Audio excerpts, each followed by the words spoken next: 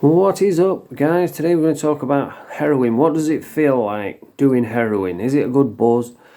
Is it worth risking the rest of your life for? And the quick answer is hell no. It's not even that good. But in order to really tell you what it feels like, I have to tell you how I ended up in that situation as a homeless heroin addict. So sit back, relax, and allow me to regale you. So at school, started off at school, we used to do hot knives underneath. There was like, next to our school was a hospital, a mental hospital. And there was like a little hole where you could get through it and go underneath the hospital. And we used to sit underneath there doing hot knives. We used to have like a little portable Bunsen burner to heat the knives up. And then we used to do hot knives and just get stoned.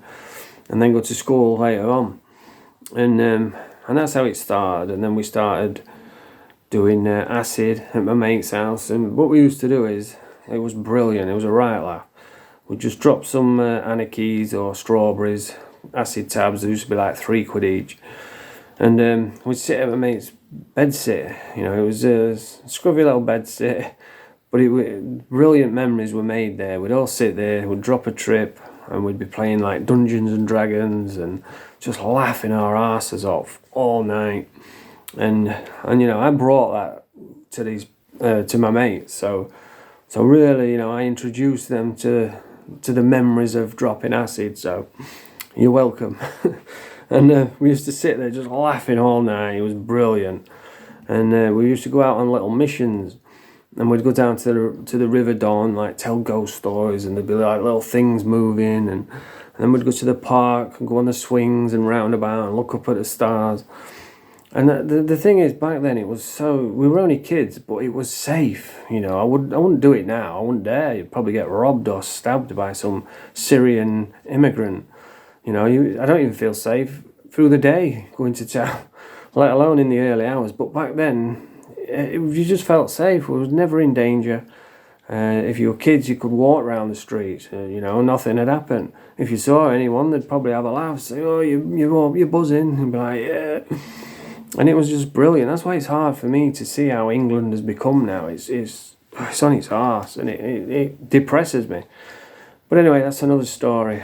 I digress. So yeah, we used to drop acid, and then we started, well, I did, I branched out and started going to the raves, you know, to have pills, go to the Donny Warehouse, Howden, Destruction, and best times of my lives, absolutely brilliant, you know. And people say, well, that was your gateway to heroin, because that's when I first had it, was after a rave. But I can honestly say I probably would have ended up having it somewhere else, you know, if I was into the rave scene or not. Because that's what I was like. I was like a follower, you know. I was like the class clown. I was always trying to make people laugh. And anyway, the rave scene was brilliant. Doncaster Warehouse, best nights of my life. And then afterwards, one of my mates pulled out some heroin. I can't remember much about it that first time, but that was the first time I saw it. And then we ended up having it again, and I can remember this one now. And we was all sat this lass's house, and all the vigilantes, all the top boys used to go around there and hang out, and they didn't like heroin addicts. See, we knew heroin was bad, but we didn't really know how bad. I mean, nowadays you've got people like me showing you how bad it is, but back then we didn't really know much about it. I mean, they said it was bad, but they said ecstasy was bad after the Leah Betts incident, and I had some of the best times of my life. You know, they said acid were bad, and yet, again, I had some of the best memories of my life on acid. So I thought heroin would be the same, you know, just have a boot, have a good laugh, and get back to their life. But it's not like that. It's not even a good buzz.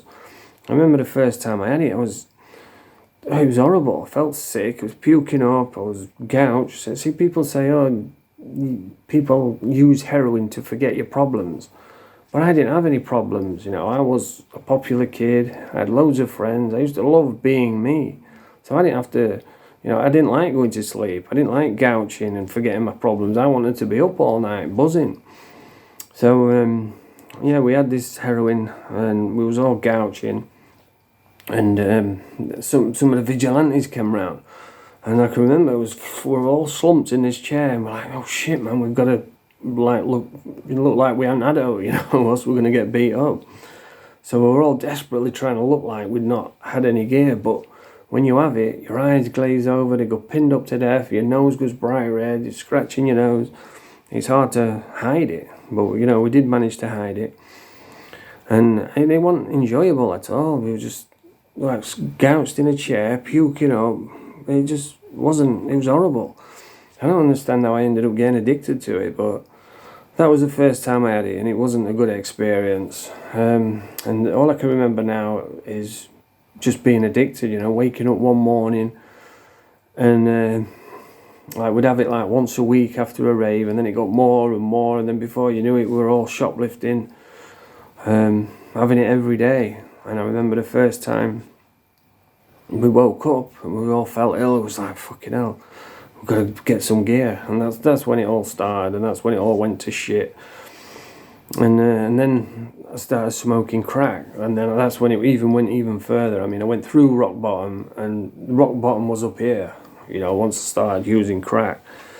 And crack, I see, again, you don't really enjoy it, but it's so addictive. I can never remember one good night what I had on crack where I was enjoying it. You know, like, I can remember loads of good nights on the pills or on the acid, brilliant memories, but with crack, it's like, makes you paranoid. It doesn't make you feel good for like 5 seconds.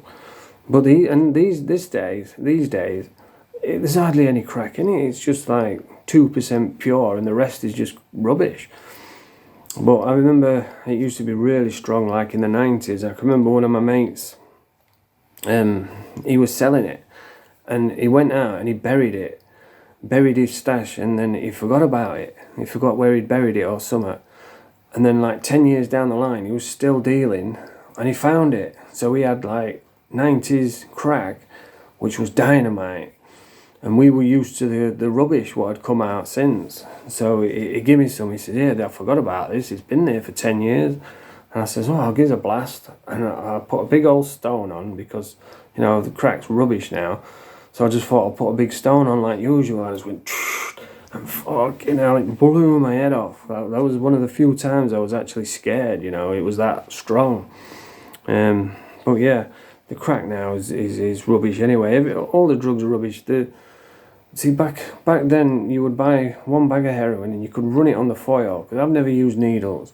I have come close, you know, I've had it reloaded, I've had it loaded in the pin, and one of my mates, Johnny Campbell, got a big vein up in my hand, and he was blowing on my hand, just about to stick it in, and I just said, no, I don't want to, because I've seen the damage, what it does, you know, it destroys your veins, it destroys your bodies.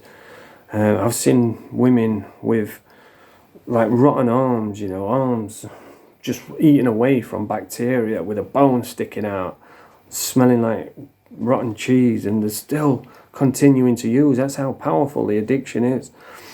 And that's what needles do. If you miss a vein, it go into an artery or something, then you can end up losing a leg. So, you know, I've never really used needles, but I have come close. And yeah, when I started using the crack, it went even further downhill then. I ended up, like I've said before, I spent half my life in prison. I was always going in and out. And in prison, there's always that one guy who always seems to be there. And that was me. And I ended up being a drug addict for years. I ended up homeless on the streets. All for this drug. Well, it's not even that good. It doesn't even feel good. It just makes you gouge out. I suppose it does make you forget all your problems, but I didn't have any problems at the beginning. And the only time really you enjoy it is like if you've been in the police cells for 3 days and then you finally get out, you're puking, your head hurts, you're sick, and then you finally get that bag, you're like, yes, it's like a magical potion. You know, in like a video game where you've been injured and you're limping and your health's low, and then you get your magical potion and drink it, and you get that warm glow, your appetite comes back, you can sleep again. And it's just, it's not even a good buzz, it's crap. And it does make you forget your problems, but it's not fun at all.